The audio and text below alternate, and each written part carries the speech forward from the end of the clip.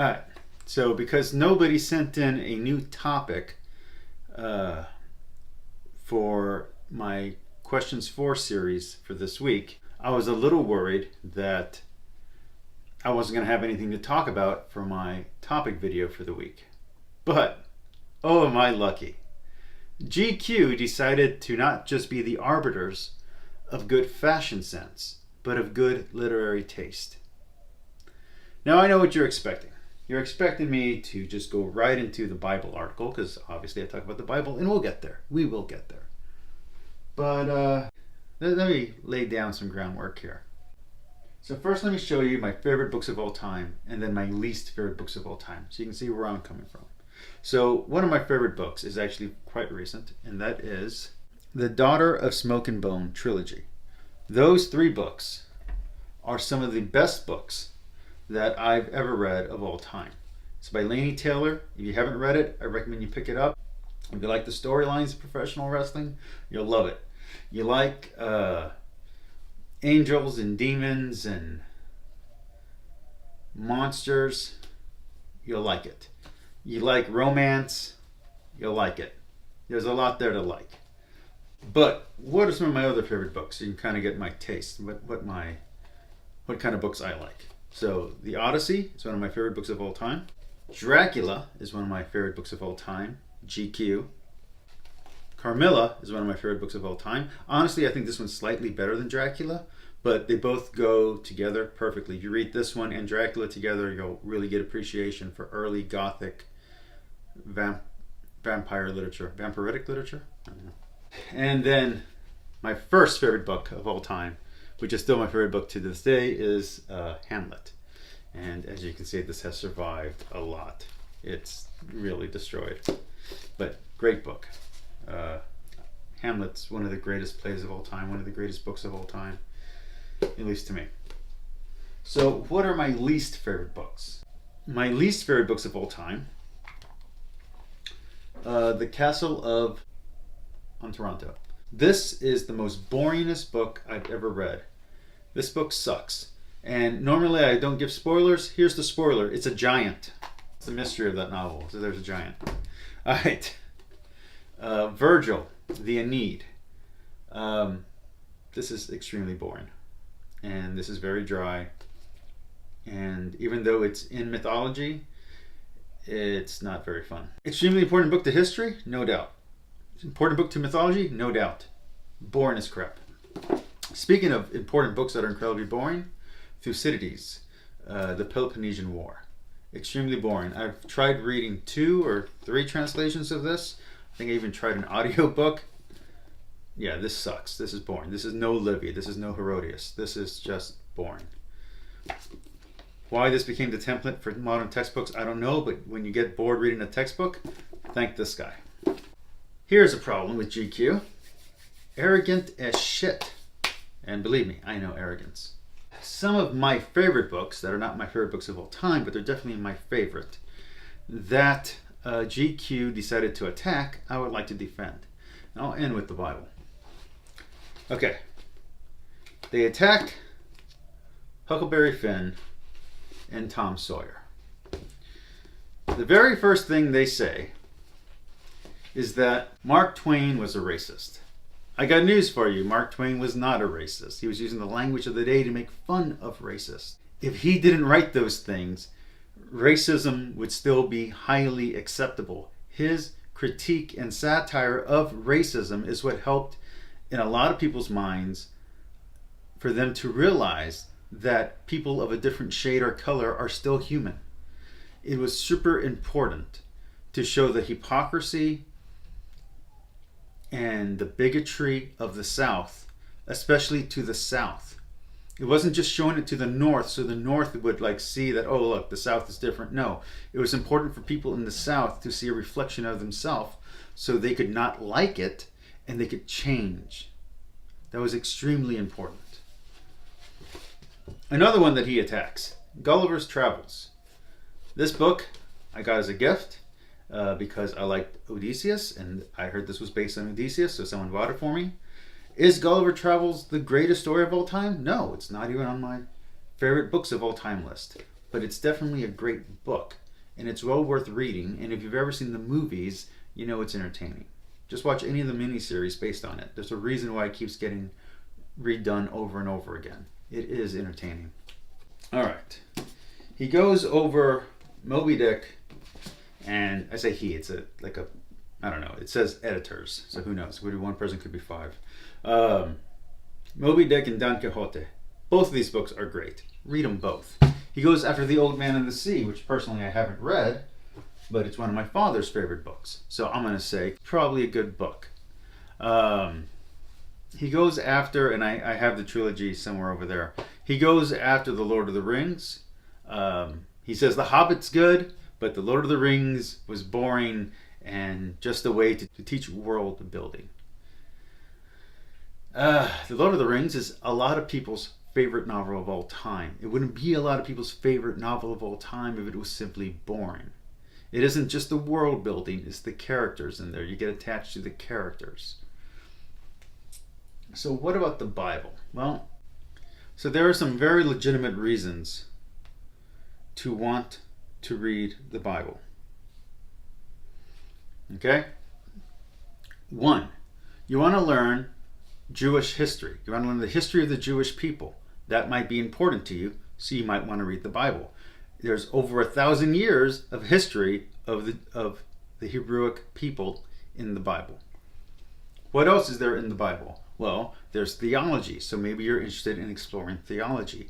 Also, maybe you want to see stories of people going through things that you yourself have gone through in your life, and you want to see that reflected to you, and you want to see how other people in a distant time period, in a distant location, dealt with those same issues, so that way you don't feel so alone. There are many reasons to read the Bible. Only one of them is for moral reasons. There are actually many, many reasons to read the Bible. It's very important for the development of ideas. There's plenty in there. The laws in there are the basis for many and much modern law. Although certain secularists nowadays will try to deny that, it's still the case that the Bible and the Republic, which is another book that if you think the Bible's boring, the Republic's even more boring, it's another book. Those two books really heavily influenced the founders of modern constitutions around the world, not just here in America. Okay, so here's what he says about the Bible, or the editors say about the Bible. The Holy Bible is rated very highly by all people who supposedly live by it. Supposedly I would take out there, considering there's a country called Israel that lives by these rules, but who actually have not read it. Many people have read the Bible. I've read it 6 times personally. It's actually a very good read. For those who have read it, there are some good parts, but overall it is certainly not the finest thing man has ever produced. First off, the Bible is not a single book. The Bible is something like, I think, 77 books, depending on what tradition you're coming from and which one you're reading. But the Bible is many, many, many books. And some of those books in the Bible are extremely well written. Okay? Some of the books in the Bible I would put up there with the top literature of all time. Some of the books in the Bible, like Numbers, the genealogical list can get a little boring. But a book like Revelations, come on, man, that's extreme stuff. That's interesting stuff. The poetry in the hymns and the Psalms is beautiful stuff.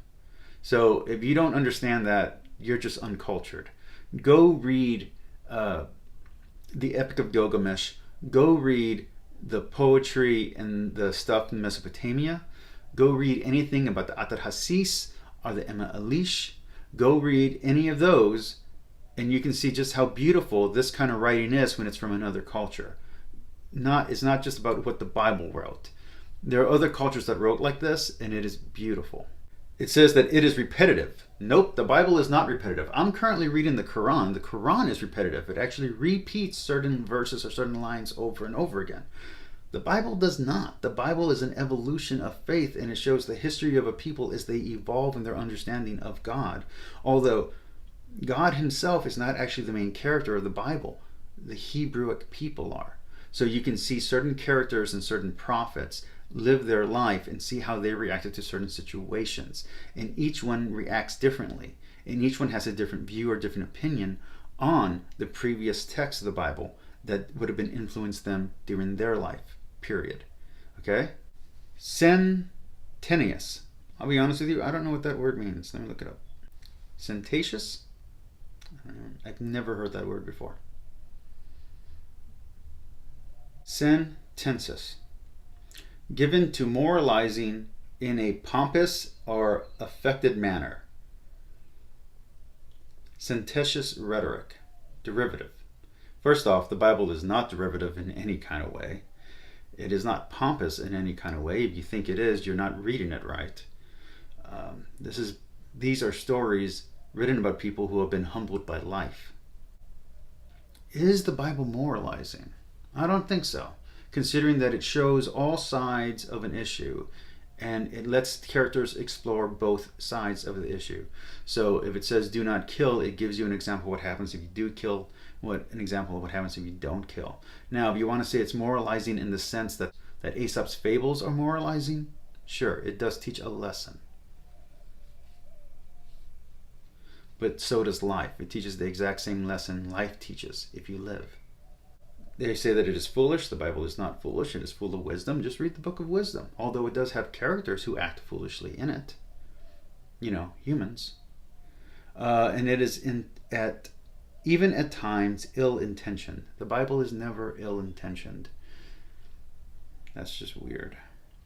If the thing you heard was good about the Bible, if the thing you heard was good about the Bible was the nasty bits, then I propose Christoph's The Notebook. A marvelous tale of two brothers who get along when things get rough. I would not want to read that. The subtlety and cruelty of this story is like that famous sword stroke from below the boat that plunged upwards through the bowels of the lungs and the throat. Bullshit. Alright, so anyway. So for me, to you, GQ. Fuck you, GQ. You're fucking assholes. Peace. So, okay, it says, and we're just going to go through it real quick. It knocks down the Lonesome Dove, and it says you should read The Mountain Lion. Lonesome Dove's a very good book. Just ignore this guy. He disses The Catcher in the Rye. The Catcher in the Rye, almost everybody agrees, right down the middle, is either super boring or super deep. Apparently this person is very shallow. Let's see, Old Man in the Sea. They knocked down The Alchemist for some reason. I'm skipping a few of them.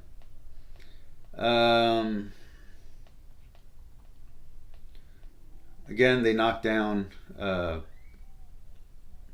Mark Twain for no reason, just because they don't understand sarcasm. By the way, they knocked down Mark Twain, but then encourage you to read Frederick Douglass. My advice, read Mark Twain, read Huckleberry Finn and Tom Sawyer, and then read Frederick Douglass. So that way you can understand what Frederick Douglass was writing against. Understand the culture and society that he was in, and then you can understand why he says the things that he says. See? Context helps.